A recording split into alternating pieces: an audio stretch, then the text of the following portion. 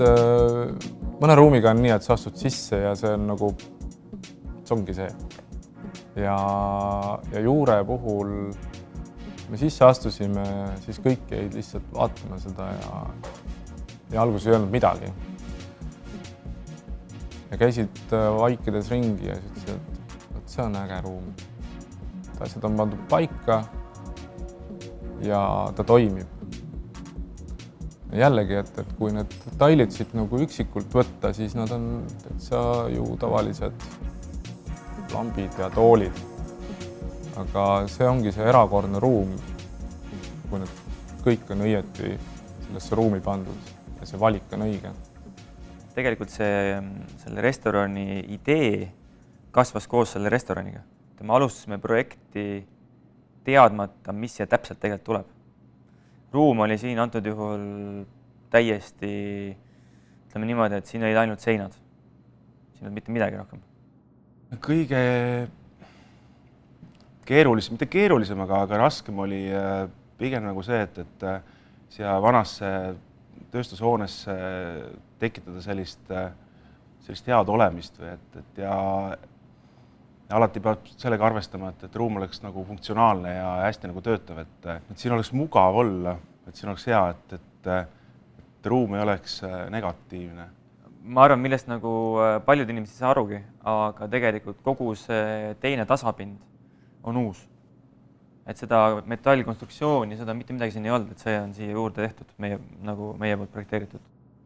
See ruum on ise hästi avar, et seda avarust mitte ära lõhkuda, siis kui panna siia lihtsalt põrandale need kastid, siis ta nagu justkui eraldab need kaks ruumi liiga konkreetselt. Et see võib-olla selline maa ja taeva vahel rippumine tundus nagu selline õhuline lahendus. Et loomulikult neid pudelikorke meenutavad puupulgad, mis annavad sellise täiesti omanäolise ruumilisuse sellele ruumile. Ta on iga nurga alt natuke teistsugune, et kui siit eest läbi liikuda, tekib veitsa sellise kolmemõõtmelise natukene pead ringi pööritava tunde. Ta liigub suga kaasa.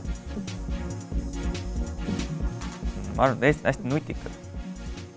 Ja ma arvan, et see nutikus tuleb just sellest, et meil on piiratud ressursid. Eks me peame enda väikeste vahenditega maksimaalse looma. Selles mõttes, ma arvan, et meil on nii mõndagi õpetada sellistele vanadele rikastele riikidele, kus vahendid on praktiliselt piiramatud ja teha võid, mida hing ihaldab. Ma arvan, et kui selle sama mentaliteediga teha piiramatu ressursiga projekte, siis lõpptulemus võib olla täiesti fantastiline.